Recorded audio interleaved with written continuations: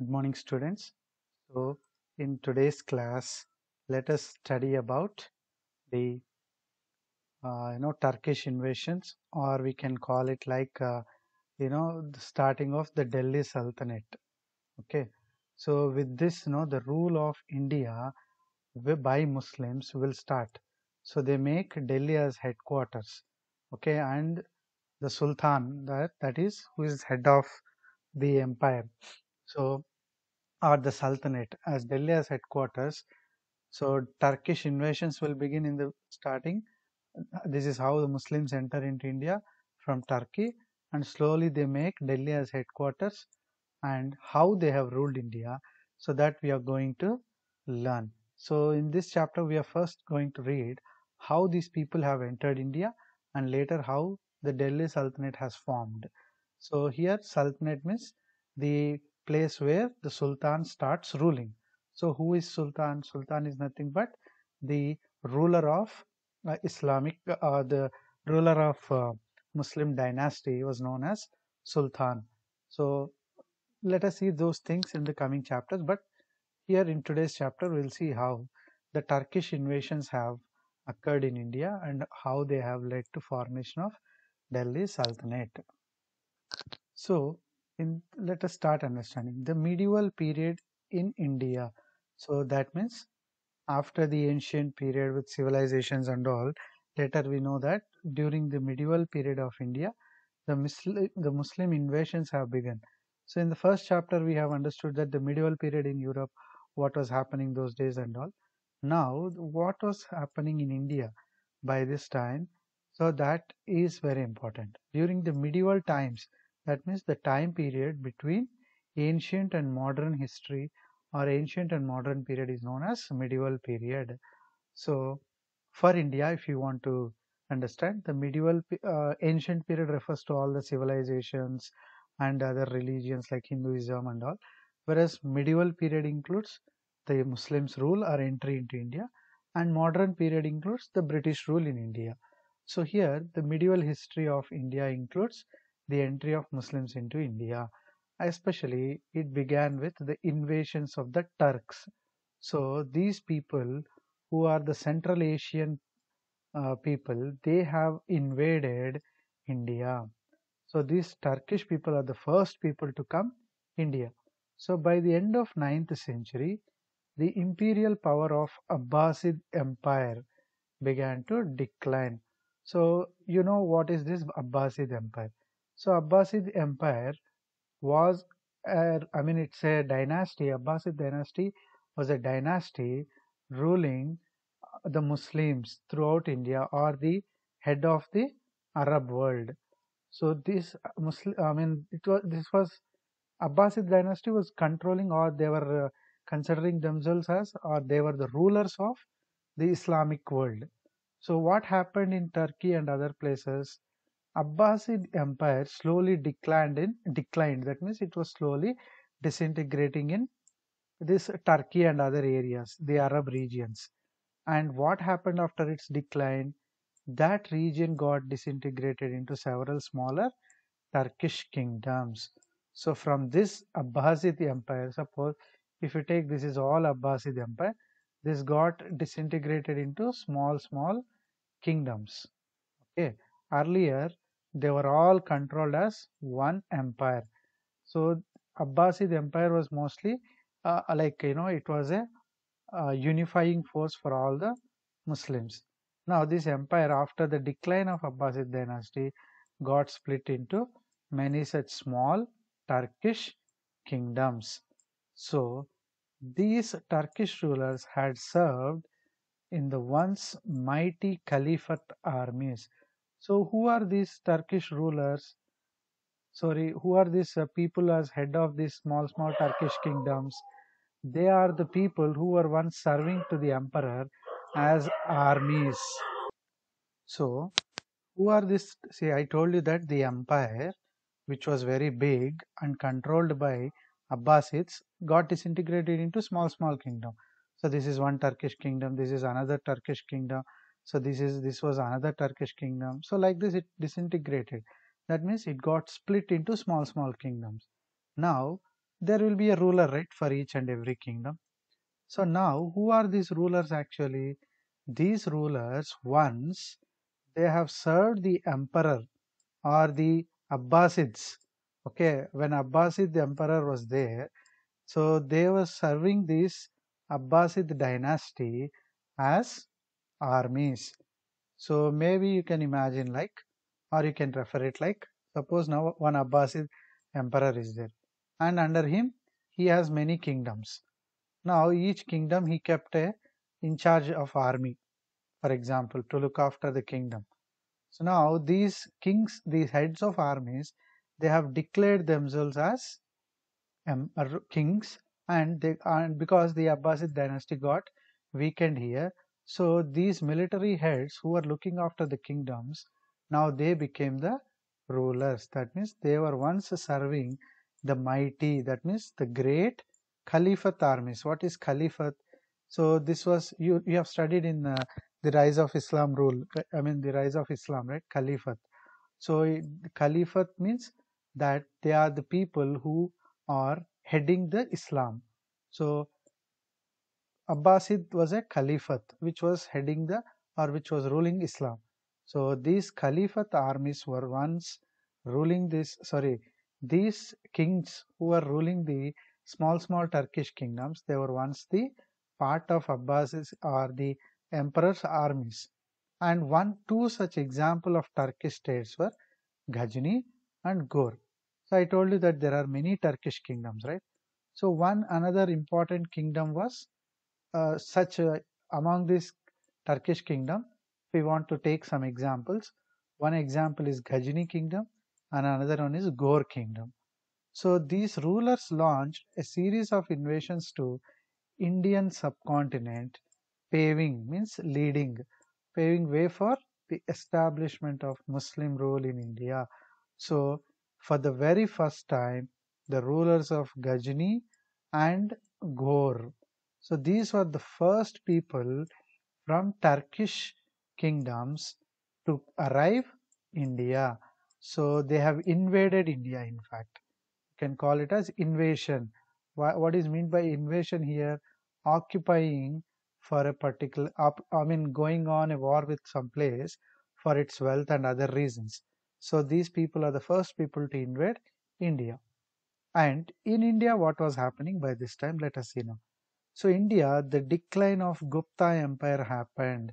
So Gupta Empire was a very powerful empire when this, in India, mostly in the northern part of India, it was controlling all the major regions and it was a very powerful empire.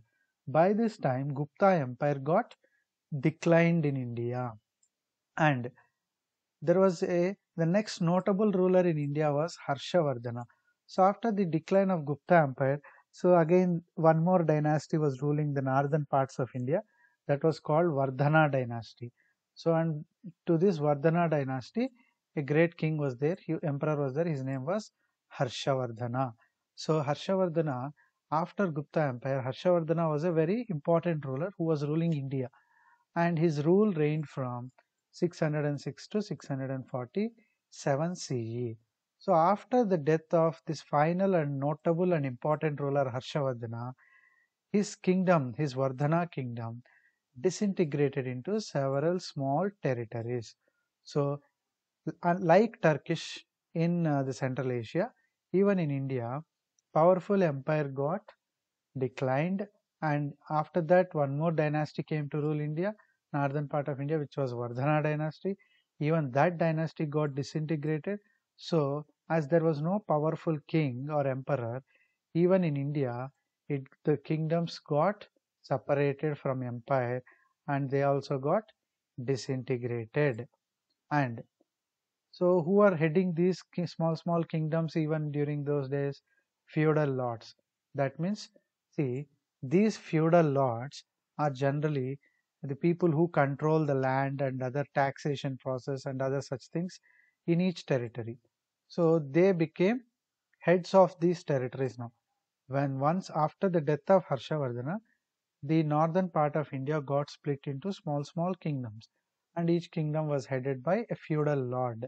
These feudal lords were earlier serving the emperor to give the taxes and all from their kingdoms. So without any unifying force. That means when Turkish uh, empire got split into small kingdoms, and when Ghazni and Ghor were ready to attack India, when the rulers of Ghazni and Ghor were ready to attack India, even in India there was no emperor. By this time, Gupta Empire declined, Harshavardhana also dead, and India was also very weak by this time. So there was no unifying force. That means the conditions in India were very much favorable for these Turkish kingdoms to attack. So these kingdoms were constantly at war with each other over several petty issues. So the small kingdoms which got separated from the empire in India. So I'm talking about the India now. To forget about how they disintegrated in Turkey and all. Now, even in India, disintegration happened. And the small kingdoms which were formed under feudal lords, they were also at war with each other for petty issues. That means small issues they used to fight. And now, on one hand, there is no powerful emperor or unifying emperor. On the other hand, they were always fighting with each other. So this provided a perfect opportunity for foreign invaders to plunder, that means to take away by theft. So the rich and diverse country of India. So this condition in India provided a perfect opportunity for Ghazni and Ghor kingdoms or the rulers of these kingdoms to enter into India and attack and now take away all the wealth in India. So let us see now the Turkish invasions. So we have to understand that Ghazni and Ghor. So the rulers of these kingdoms were ready to attack India. Hence we call it as Turkish invasions because these Ghazni and Ghor are part of the earlier Turkish empire. So the Turks invaded, looted and plundered India. That means they have invaded, that means they have attacked. Looted means they have thefted, and plundered, exploited. I mean, thefted and looted and plundered. So mostly one at the same. I know they just came, the Turkish people, they came to India. And they came repeatedly. That means not only once, they came many times to attack India and take away the wealth. And also, some kings, they tried to establish their power in the country. Some of the Turkish kings who arrived India or who invaded India, they also tried to establish their power. Some tried to only loot and take away the wealth. Some tried to establish their power also in India. That means they wanted to become rulers of India also. So among these two, among the many invasions, notable invasions means some of the important invasions that occurred to India, Ghazni invasion and Ghor invasion, or the kingdom of Ghazni and Ghor, were very important. So let us learn about Mahmud of Ghazni. Okay, Ghazni is the name of Turkish kingdom and Mahmud is the name of the ruler. So he was called Mahmud of Ghazni. You can see Mahmud of Ghazni in this picture. He belongs to, or he was the ruler of Ghazni kingdom. He was an ambitious and powerful Turkish Sultan of Ghaznavid dynasty. So Muhammad Ghazni, he was an ambitious, that means he always had a very stubborn goals. That means he always wanted to improve his kingdom, expand his kingdom. He wanted to strengthen his kingdom of Ghazni military wise. He was very ambitious. He wanted wealth. So that is called ambitious nature. And he was also very powerful. The armies he maintained and the way he ferociously fights, no, this is all resembles that he's a very powerful Turkish sultan. And to which dynasty he belonged there? He belonged to Ghaznavid dynasty. So he belongs to Ghaznavid dynasty and his kingdom name was Ghazni. So to fulfill his political ambitions, what do you mean by political ambitions here? He wanted to expand his kingdom in Turkey. So Ghazni, if you think this is a place of Ghazni, so he wanted to occupy even the neighboring small kingdoms and he wanted to become the Sultan again. So what he wants now, this becomes, I mean, occupying all these kingdoms in Turkey was his ambition. This is his kingdom, and he wanted to occupy his neighboring kingdoms in Turkey. That were his political ambitions.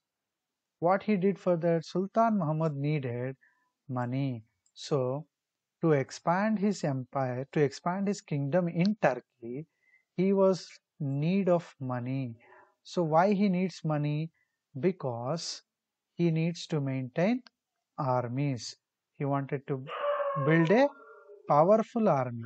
To construct or to build a powerful army, he needs lot of money. So, from where he can get this money? He was attracted by the immense riches in the temples of North India. So Gajini understood that by this time in North India there were many temples constructed by kings, and these temples were with lot of wealth. So inside the temples, the kings of North India, you know, the great kings who ruled, they have all preserved, they have all stored a lot of wealth inside these temples. He understood that yes, now he can get money by, by attacking these temples. So that he can loot that money and he can build a powerful army. For what purpose he wanted to loot this money? Expand his territorial kingdom. So in Central Asia, that's what I have said. Surrounding his kingdom, there are many kingdoms. He wanted to occupy all those kingdoms, and he wanted to become so powerful. So that was his political ambition. So to fulfill his political ambition, he wanted to attack the temples of North India. And North India at that time was divided between various Rajput clans. So the Rajputs were the Hindu rulers who were ruling the what do you call the North Indian kingdoms. And these Rajput clans means that, like, with the different dynasty names and all, they were ruling, the Rajput kings, Hindu kings, and they were always in conflict with each other. So a Rajput king, he doesn't like his surrounding king or neighboring king. So they were always fighting with each other. So this was the situation when Mahmud of Ghazni attacked India. So now the Rajput kings were fighting with each other. So taking this as an advantage, what happened now? Mahmud invaded India 17 times in the span of just 25 years. So every time, almost how many times he invaded? 70 times, 17 times. So every time he invades India, so between 1000 and 1025 CE, for a period of span of 25 years, he invaded 17 times.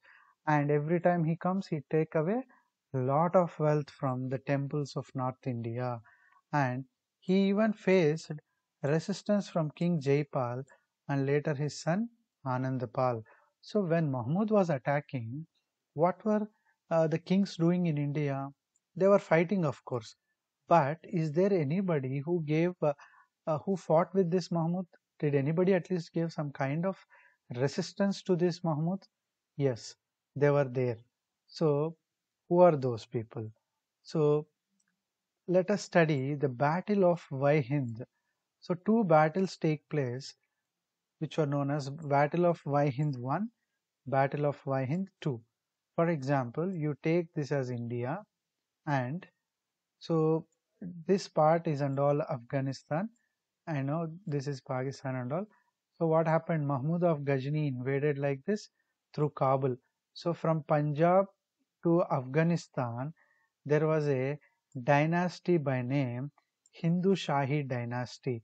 Okay, so this Hindu Shahi dynasty was ruled by Jaipal, a king, and these people, the Turkish people used to refer this Hindu Shahi kingdom as Hund. Okay, and this was the capital city of actually the Hindu Shahi dynasty, and this kingdom was extending from Punjab to Afghanistan. So from Punjab to Afghanistan, this was a very vast kingdom. So Hindu Shahi was a dynasty, and the king was Jaipal. And what did this Jaipal do? when Mahmud of Ghazni entered into India. He gave a stiff resistance. That means he fought very bravely with this man Mahmud of Ghazni. But Mahmud of Ghazni defeated Jaipal and he was forced to pay tribute. So these armies of Jaipal lost in Battle of Vaihind I, and the king of this place, Vaihind, he has to pay some tribute. That means he became a what do you call he became now under Mahmud of Ghazni. You can call him like he is a subsidiary ruler. He cannot deny Mahmud of Ghazni. So what he has to do now, Mahmud Ghazni ordered Jaipal to pay some money regularly to him so that he can continue being a king there. Mahmud of Ghazni never had plans to become ruler of this place. He always wanted wealth. So what he did, he ordered Jaipal to pay money regularly to him as a tax or a tribute, and he can rule his place. So, but Jaipal got humiliated by the defeat. Being a Rajput king and all, he felt very much shameful because he lost war with this man Mahmud of Ghazni. And so what he did, King Jaipal immolated himself. That means he killed himself, generally by burning themselves and all. You know, King Jaipal, he killed himself because he felt ashamed and because of the defeat he faced with Mahmud of Ghazni. And this was the first battle that gave some kind of resistance from Indian side to this man Mahmud of Ghazni. So another battle called Battle of Vaihind II. This also happened from the same Hindu Shahi king dynasty, but now it was his son Anandapal. So Jaipal's son was Anandapal. So after his father's death, what Anandapal did was he went around the neighboring kingdoms and started making an alliance. He knows that Mahmud of Ghazni is very powerful, and when he comes next time, Anandapal wanted to give him a very tough fight and he wanted to even defeat him. So what Anandpal did, he spoke with other Rajput rulers around his kingdom and he said, let us become one alliance, one group and fight with Ghazni when he comes next time. That was the plan made by Anandpal. But he went to western part of India and central India and he gained some support. And Anandpal tried to defend his kingdom against Mahmud.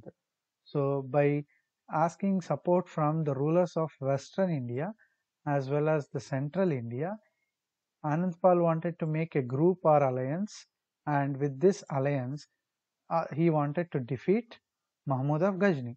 However, all efforts proved futile, that means useless. So, however, these efforts made by Anandpal became useless because Mahmud of Ghazni even defeated Anandpal and his friendly armies who came for his help. So he got some support from other kings, right? So those armies were also defeated along with Anandpal by Mahmud of Ghazni. So in this map you can see this is Ghazni kingdom and through Kabul he entered India. So through Punjab and all where he had Vaihind 1 and 2 wars and slowly he entered here. So this orange color portion was the area under the control of Mahmud of Ghazni. So this green color was he even entered into very deeper parts of India and he started plundering the wealth. So this was just a map which will by this time these were the kingdoms ruling the southern part and central part. So this was about the extent of empire of Ghazni. So almost the Punjab and other regions were completely under of Mahmud of Ghazni. So this is where the Ghazni kingdom lies. So after Mahmud of Ghazni was successful in Vaihind 1 and 2, these two wars he successfully got won over the Indian kings, right? So after these two wars, the two victories, Mahmud of Ghazni focused on looting the temples of North India. So once he got control over the entry point of India, and slowly now he started entering inside India. So for example, if this is the map of India, so what he did, so he's now entered into India. The places under these all became under his control now. So once he got control of these places, then he started entering into the temples. So that means he understood that the temples have a lot of wealth, right? So now he started looting his temples. So these temples, why he attacked temples? See, temples are not just prayer houses, but also held most precious treasures of the town. That means the kings and all, the Rajput kings and many great Indian kings, they have stored all their wealth. So secretly inside the temples, there was a huge amount of wealth in those temples. So this was understood by Mahmud of Ghazni, and slowly he invaded those temples. For example, in many cities there were some famous temples, like you take Mathura. So Mathura is, in modern day we see this Mathura town in Uttar Pradesh. There one temple was there, very rich temple. He attacked and he took away wealth. Nagarkot. So this is like modern day Nepal you can call. So in modern day Nepal, like somewhere here, you'll get this temple, and Uttar Pradesh. Now Madura you'll get temple here. Even Kanauj is a town even in Uttar Pradesh. So where one temple was looted, and Kangra was another, in Himachal Pradesh. This was another, you can consider here, no, Himachal Pradesh and all. So he attacked one temple in Kangra. So Taneshwar. So in many different places, he went and attacked those temples, and he looted a lot of wealth. He destroyed every temple and looted its treasures, not only taking away the wealth, he also destroyed temple. So this was the kind of method he adapted, so that he wanted to. There is a understanding that he even wanted to destroy the culture here. So he destroyed the temple as well as he took away the treasure or wealth inside the temple. However, the most significant of Mahmud's attack was the loot of the temple of Somnath. Somnath temple is in Gujarat. Okay, so in Gujarat there is a famous temple called Somnath temple, and this temple was very famous for its wealth. So after 3 days of fierce fighting, Mahmud defeated the Rajput army of 50,000 soldiers. See, when Somnath temple was supposed to be attacked, the Rajput king here, he was protecting this temple and his kingdom with almost 50,000 soldiers. And Mahmud of Ghazni defeated all this 50,000 mighty army, and he returned home with immense wealth. Such a huge wealth was there inside Somnath temple. So even though the king of this place, he gave a tough resistance with 50,000 soldiers armies. These armies could not stand before Mahmud of Ghazni. They got defeated, and all the wealth from Somnath temple was taken away to Ghazni by Mahmud. So Muhammad was successful in subjugating. That means, see, he was traveling from one place to another place, and he is trying to slowly occupy those kingdoms, right? See, first he occupied Vaihin, then he came to Kanauj, Madhura. All these places were under the control of Mahmud of Ghazni actually. So even though he was successful in subjugating Indian kingdoms, his ambition was not establishing his rule in India. So Ghazni never thought he wanted to control some territories in India and he wanted to become ruler of those places. He never had that an idea. He was only interested in the treasures of India, the wealth of India. You know the reason why he wants treasure and wealth. So by taking away the wealth, he used to beautify the city of Ghazni, his capital. So he used to take all the wealth, and on one side he used to strengthen his armies with the wealth he looted. On the other side, he even beautified. That means he made his city very beautiful, which is Ghazni. Okay, with the wealth he accumulated. Suppose he takes all the precious stones from India. So if there is a pillar in his palace, he used to decorate with very, very precious stones. Like this, he made his capital city very beautiful with the money or wealth he looted from India. And always Mahmud of Ghazni was referred as bandit. That means a thief and an idol breaker. Idol breaker means he used to destroy the temples. The inside the idols of gods and all were also destroyed by him, owing to his numerous loots in India. So he did number of looting. So he did number of loots in India. So he was called as a thief as well as an idol breaker. That means he used to destroy the idols in the temples. And after the death of Mahmud of Ghazni, the Ghaznavid Empire disintegrated. So Turkey, which was dominated by Ghaznavid Empire under Mahmud of Ghazni, it got disintegrated and it became weak after the death of Mahmud of Ghazni. So in Turkey, there was Ghaznavid dynasty ruling, and this Ghaznavid dynasty was very powerful under Mahmud. And after his death, this empire became again into small kingdoms. So now what happened we'll see. By the end of 12th century, 5 major kingdoms were prevalent in North India. So by the end of 12th century, on the one hand, Ghaznavid dynasty got disintegrated in Turkey. And what was happening in India by this time? In India, there were some 5 powerful kingdoms in India. What are they? Chauhans in Delhi and Ajmer, Rathods in Kannauj of Uttar Pradesh, and Chandelas of Bundelkhand, and the Solankis of Gujarat, and Paramaras of Malwa.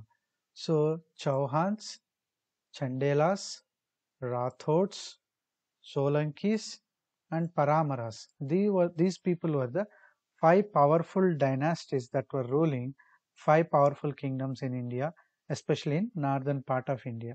When Ghazni died and the empire got disintegrated in Turkey, these Chauhans, Chandelas, Paramaras, and others were dominating in India. It was during this period India faced another Turkish invasion from Mahmud of Ghori. So when everybody thought that Mahmud of Ghazni died and no looting will happen, but in Turkey another powerful empire emerged. It was called Ghor Kingdom. So for this Ghor Kingdom, the emperor was Mahmud, okay, Muhammad, or you can call Muhammad. For Ghazni, you can call him as Mahmud. So for Ghor, it is called Muhammad. So let us now try to understand what is this, who is this Muhammad of Ghor. So Ghor was a province near the city of Ghazni, and it was a vassal state of Ghaznavid dynasty. So when Mahmud of Ghazni was there, okay, if you take this was his empire, Mahmud of Ghazni's empire, this was Ghor was a surrounding, very nearby, very neighboring province, and this was like a vassal state for Ghazni. That means vassal means a neighboring as well as a state which was paying taxes regularly to the king or the ruler of Ghazni. So Ghor was a province nearby this Ghazni, and this Ghor was a vassal state. That means it was a state that was paying regularly taxes to the ruler of Ghazni. But however, after the death of the Sultan Mahmud, that means after the Mahmud of Ghazni died, then this Ghor became an independent state. So once this Mahmud of Ghazni died, then the Ghor kingdom declared itself as independent. So when it became independent, it was ruled by brothers Ghiyasuddin Ghori and Muizuddin Muhammad. So Ghor, the province which was once under the control of Ghazni, it became now independent. Now this Ghor was ruled by 2 brothers. One brother name was Ghiyasuddin Ghori and other brother name was Muizuddin Muhammad. So this Muizuddin Muhammad was popularly known as Muhammad Ghori. So the second brother Muizuddin Muhammad was also popularly known as Muhammad Ghori. Unlike Sultan Mahmud, that means Sultan Mahmud was Ghajini's emperor. So unlike the Ghajini ruler Mahmud, Muhammad Ghori, he not only aspired to plunder the riches of India, but expand his reign in the country. That means Mahmud of Ghazni never thought of ruling India. He always wanted to take wealth. But this man, Muhammad Ghori, he not only wanted the wealth of India, but also he wanted to expand his influence in India. So in our country, he wanted to rule our places. So how he wanted to rule? By conquering the frontier states of Multan, Sindh, and Punjab. So these were the states, very close to this what you call Afghanistan and other areas, Punjab. They were the border states to enter India for this man, Mahmud of Ghori. So first he occupied the Multan, Sindh, and Punjab.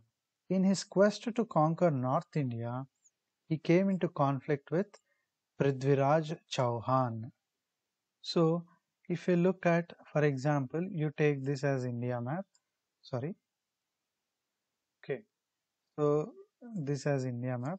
There's a northwestern part. So when Mahmud of Ghori entered the North India, he has to enter through these areas. And this northwestern area by this time was ruled by Chahamana dynasty. So the ruler of Chahamana dynasty was Prithviraj Chauhan.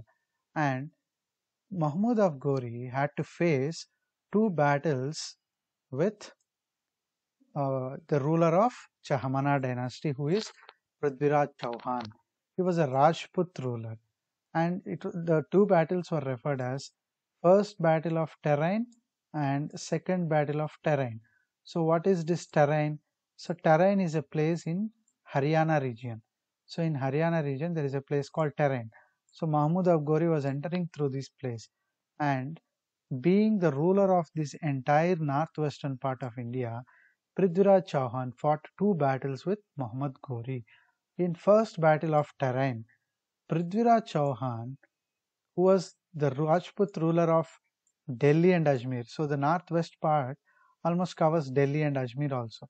So Prithviraj Chauhan was controlling the northwestern part of India by having Delhi and Ajmer as headquarters. So he was ruling from Delhi here, but these were all under his control. The northwest part of India was also under the control of Chahmana dynasty or under Prithviraj Chauhan. He fought the Ghurid forces. So the dynasty of this man Muhammad was Ghurid dynasty. So Prithviraj Chauhan forces versus Muhammad Ghori forces had a very fierce battle there. And in that battle, Prithviraj Chauhan defeated the Mahmud of Ghori. So in the first battle of Terrain, who defeated whom? It was Prithviraj Chauhan defeated this man Mahmud of Ghori. And what is this second battle of Terrain? After a year of planning, in 1192, again Muhammad of Ghori returned to India to avenge his defeat in the first battle. So, as this man Muhammad Ghori was defeated by Prithviraj Chauhan, he went up to his kingdom and he seriously planned again an attack with a planning of 1 year. He planned almost for 1 year, and he again attacked this place in Terrain. So now Prithviraj tried to unify the Rajput kings against the formidable threat to their territories. This time Prithviraj Chauhan understood that next time when Mahmud of Ghori comes, he'll come with a very strong, mighty army. So what he did, he started asking some support from his neighboring kings. Especially he asked the king support of Raja Jayachandra, who was the next powerful ruler, Rajput ruler of those days. Prithviraj Chauhan asked Raja Jayachandra, who was the next powerful ruler in those North Indian states. But Raja Jayachandra refused to support Prithviraj Chauhan. So, as I told you, these Rajput kings were always in war with each other. They don't like each other. So, this differences and this help, this unhelp from Raja Jayachandra made Prithviraj Chauhan to lose the war in Second Battle of Terrain. That is, in Second Battle of Terrain, who won? Who defeated whom? Mahmud of Ghori defeated Prithviraj Chauhan and laid the foundation of his rule in India. Reign means rule. So, with Second Battle of Terrain and the defeat of Prithviraj Chauhan, the Muslim rule in India is officially or was officially started, because it was Muhammad of Ghori, who had interest in ruling India, not Ghazni. So we can call, like, from the times of Muhammad of Ghori, the Muslim rule began in India. So Muhammad of Ghori occupied Delhi and he ended the Rajput rule in North India. So another battle called Battle of Chandavar. So in this place called Chandavar, this battle was fought. Between whom this battle was fought? Muhammad Ghori and Raja Jayachandra of Kannauj. Do you remember this Raja Jayachandra? Jayachandra was a Rajput ruler who refused to help Prithviraj Chauhan.